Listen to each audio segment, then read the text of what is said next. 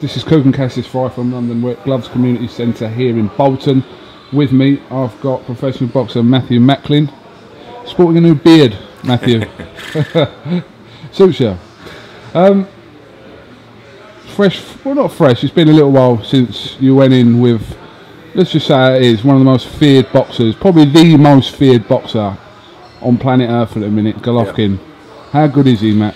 Yeah, very good, very good. I mean, I didn't really get going in the fight, but that's credit to him. He didn't let me get going. You know, caught me a great shot, broke my ribs. Definitely the hardest I've ever been hit to the body. I mean, headshots, he didn't really catch me anything massive like that hurt me to the head, but he, you know, you could feel the weight even in his jabs. You know, it was very heavy-handed, very accurate, very economical, didn't waste anything. And his footwork was excellent. You know, I mean, it was a fairly big ring there in Foxwoods, and it felt like a phone box.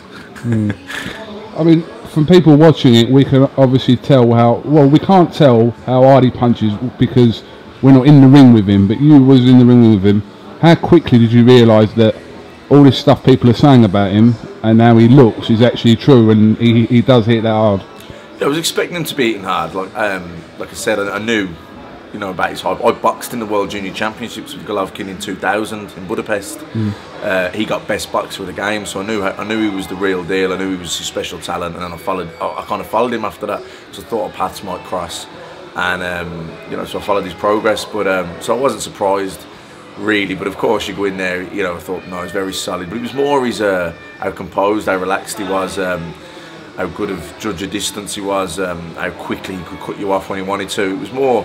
It wasn't so much that. When we were together, actually on the inside, I felt just as strong, even that stronger. I felt, and in hindsight, if I'd have fought him again, I think I'd have not tried to box him at all. I wouldn't have stepped off him. I'd have just stayed as close as possible. But yeah, he had good power, heavy-handed, but accurate, good timing. He was a very good judge of distance, and it was more his ability rather than his power or strength. Even though obviously, I mean, the body shot broke my ribs and started. It's been hit to the body, so it's not like you know, it's not that I'm trying to take away from that. But it was more how good he was. Obviously now you've been in the ring with, you know, the two best middleweights in the world, Martinez and Golovkin. Who's better? Golovkin. Golovkin. Yeah, Martinez is a friend of mine. We've become friends since I opened a gym up in Marbella, and you know, Sergio, I would consider Sergio a friend and a lovely fella. As is Golovkin. Both gentlemen. But no, I think you never know. Maybe a few years ago, who knows? But certainly at this stage of the game, I think Golovkin is the better. So for you, if they ever fought, if they fought, you know, I'd like to see Sergio win, but you know, Golovkin for me would definitely be the winner there. Obviously, recently as well, our own Darren Barker become IBF middleweight champion of the world by beating Daniel Gill. How did you see that fight? Yeah, I was at the fight in Atlantic City. I thought he won it. It was close, but I thought he definitely won it. He deserved it. You know, he fair play to him. Got up from the body shot, which obviously he was hurt from. Survived his moment. Actually come back strong in that round, and then the knockdown was actually a turning point of the fight in favour of Darren Barker, because you know he kind of upped his game then, and I think he won the next round, won the round after, and all of a sudden that was Gill's chance to kind of step forward and step on it and be the boss and pull away, and he didn't. If anything, it worked against him, and Barker gritted his teeth and come back and fought his heart out and deservedly won. For a long time now, obviously, that the trio of middleweights between yourself and Murray and Barker, you know, why are we now into 2013 and we still haven't seen one of these domestic super fights that, you know, with boxing fans have wanted for so long? Well, in fairness, I think, you know, I can only speak for myself. As a fact, I'd fight both guys, no problem, and I'm pretty sure both of them would fight me and fight each other.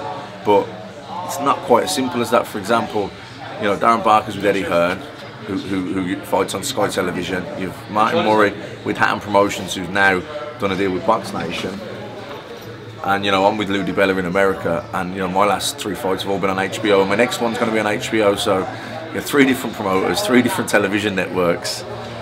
You know, it's not as simple as will we fight each other? Of course we'd fight each other, but it's just these things have got to come together, and you know, hopefully now with both guys enhancing their reputations in America on HBO, you know, Martin Murray with his fight with Sergio was a great performance. He enhanced himself. Barker won the fight against Gil, won his title against Gil on HBO. You know, I lost to HBO last time. Like I say, I've had my last 3 fights have been on there. My next one's going to be on there. So you know, me bouncing back with a good win next time out. You know, hopefully these things can start coming. These fights can start coming together now. Who are you eyeing up as a potential next opponent? Would you look to someone domestically, or would you look for someone on the world stage? My next fight's going to be on HBO. It's going to be the end of November, early December, and it's most likely going to be against Willie Nelson, who I think he's 22-1. He NABF junior middleweight champion. He actually fought on the undercard of me and Golovkin. He was on the HBO telecast, and he had a good. He had a tough 10 rounder. He won, but it was, I think, a tough enough 10 rounder that night. So that's who they're talking about. Am I right in thinking the only fights that would interest you domestically would be against Murray or Barker, and that's it? Yeah, Murray, Barker, you know, and me and Andy Lee in Ireland, a big domestic fight there in Ireland between us. So you know, or in New York, me and Andy Lee can fight in New York. Andy Lee was offered the fight, but he turned it down. You know, maybe it didn't suit him at the time. Maybe it would suit him next year. So you know, hopefully, fingers crossed, these fights all come together now. What's the situation regarding training at the moment then? Well, at the minute I'm training with Joe here in Manchester. Hopefully once Scott Quigg and a few of the lads get their fights out of the way, we can go back out to Spain and train him. You know, 'cause I've got a really good gym out there in Marbella, and especially when you move into the latter part of October, early November, it'll be a lot colder here. So hopefully we can relocate over there sort of in a few weeks' time. And you and Buddy McGirt now? Yeah, no, we've gone separate ways. Yeah. We had the Martinez fight together, the Alcine, and obviously the last one. A few things I wasn't happy about at all with regards to training for the fight, but like, you know, that's a separate issues. And the better man won. It's nothing to do with that. I don't think it would have affected the outcome, but you know, nonetheless, I wasn't happy with it, so I moved on from that. Alright, listen, I'm not going to take too much of your time. Thank you very much for talking to us, Matt. And listen, I will say one thing about you: you don't avoid anyone in your weight category. So listen. Well, you know, I'd always said I'd rather fight the best and be involved in great fights, you know, and be the best I can be, than, you know, try and pretend to be better than I am and swerve challenges and things. At the end of the day, I'm one of the best middleweights in the world. Not the best, but I'm one of the best. I'm in that top group, and I'm prepared to fight any of the others. I've already fought the best too, so you know, I'm happy to fight anyone else. You know, that's the way I've always been, and I hope the middleweight division can go back to the throwback years of the, you know, and all, you know, Jake LaMotta, Sugar Ray Robinson, and even in the 80s when you had Leonard and Hagler and Hearns, and you know, they all fought each other. They're the golden eras when the best fight the best. So you know, I'd win with anyone. Just finally, get your opinion on Peter Quillin fighting Gabriel Rosado. Well, initially I was meant to be fighting Rosado on this next fight. I thought it was pretty much a done deal. We were just waiting on a date, and obviously without a date, we couldn't lock it down and sign contracts. So in the meantime, he's took the Quillin fight, I think for October 26th in New York. So yeah, you know, Peter's a good fighter. Peter Quillin, I sparred with Peter in the wild card. Good guy, good fighter. You know, Rosado will have it all to do, but he's a much better fighter than his record suggests. He's never been really protected up after. You know, he's a proper fighter, so he give anyone a tough fight. But you'd have to favour Quillin in that fight. A lot of people said he won the fight against J. Leon Love back in May, didn't they, as well? Yeah, definitely. You know, he's never been done no favours. He's been brought up the tough Philadelphia way, and he's a much better fighter than his record suggests. All right, Matt. Listen, I'll let you crack on with your training. Thanks for talking to us, and we'll look forward to seeing you in the ring very soon.